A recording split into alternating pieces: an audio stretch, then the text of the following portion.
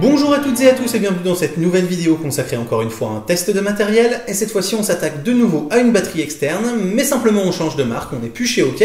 C'est Zendur ou Zendur, je ne sais pas exactement comment ça se prononce, qui m'a envoyé son petit joujou pour que je puisse faire une vidéo. Donc ils ne m'ont donné aucune contrainte éditoriale, je tiens à le préciser, au même titre qu'OK.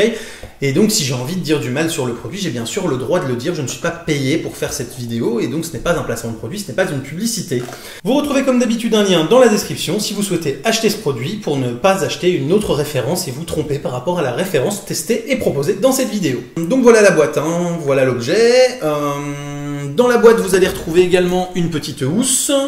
Vous allez retrouver un câble pour la recharger au cas où vous en aviez pas, et vous allez retrouver des petits stickers. Bon, ça encore, je suis pas sûr que ce soit très utile, surtout que ça n'a pas forcément de rapport avec la batterie en elle-même, mais bon, voilà, c'est toujours sympa d'avoir des petits trucs, au pire ça fait un peu de déco supplémentaire. Donc cette batterie, on me l'a indiqué comme étant, on va dire, très très bien finie, top qualité, premium, etc.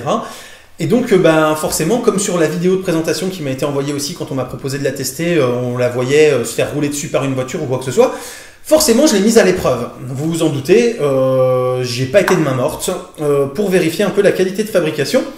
Et j'ai été agréablement surpris. Au début, je me suis dit, ouais, ils en font un peu trop, le produit va être assez moyen. Et quand je l'ai sorti, que j'ai vu comment il était encombrant pour une 30 000 milli, je me suis dit, ouais, franchement, ça m'inspire pas. Eh bien, j'ai eu tort. Donc je vais vous expliquer pourquoi. Donc déjà, super bien fini, c'est-à-dire que je suis monté dessus, j'ai sauté dessus, je l'ai fait passer sous un Mercedes Vito, il n'y a aucun problème, elle a résisté. Donc franchement, la qualité qui est annoncée en termes de fabrication, de résistance et d'amortissement des chocs, elle est bien là. Elle est donc très bien finie, et je sais pas si ça va bien se voir à l'écran, mais vous voyez, quand vous appuyez ici sur le bouton, elle vous affiche en fait le pourcentage de batterie au % près. Ce qui fait que vous savez exactement où vous en êtes. C'était un des reproches que j'avais fait à la batterie 30 000 mAh d'OK que j'avais testé, où c'était juste un code couleur entre plus de 50%, de 50 à 30%, moins de 30%. Ce qui fait que voilà, quand vous êtes entre 50 et 30%, vous n'avez pas forcément la même autonomie, vous avez peut-être besoin de la recharger ou pas, et vous ne le savez pas. Là, vous savez exactement où vous en êtes. En plus, elle a 4 ports, dont un compatible Quick Charge, ce qui est plutôt pratique, puisque si vous partez à plusieurs, ça permet de tous se brancher en même temps.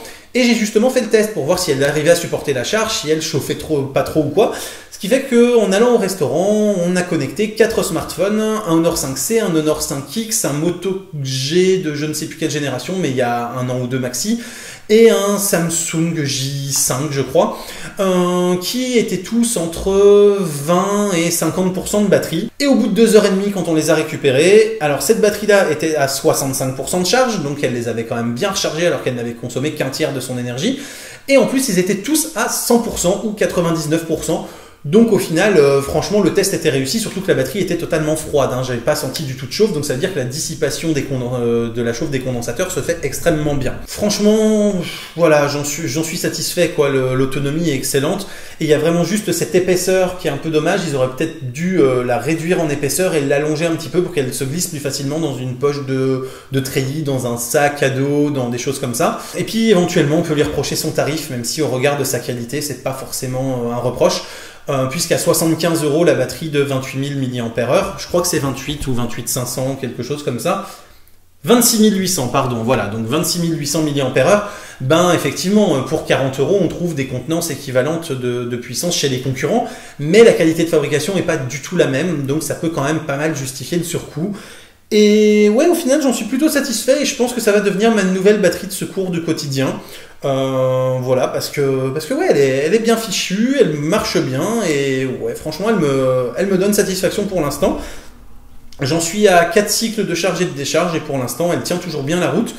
Donc voilà, à voir sur le long terme, mais franchement, c'est du tout bon pour l'instant. J'espère que cette vidéo vous a plu et qu'elle vous aura éventuellement donné envie d'acquérir ce genre de matériel. Si c'est le cas, n'hésitez pas à mettre un pouce, à la partager, à vous abonner, à me soutenir sur Tipeee éventuellement. Je vous dis à très bientôt pour plein de prochaines vidéos, photos, techno, informatique et jeux vidéo qui caractérisent la chaîne. D'ici là, continuez de regarder des vidéos sur YouTube et de rester curieux. Salut à tous, bye bye.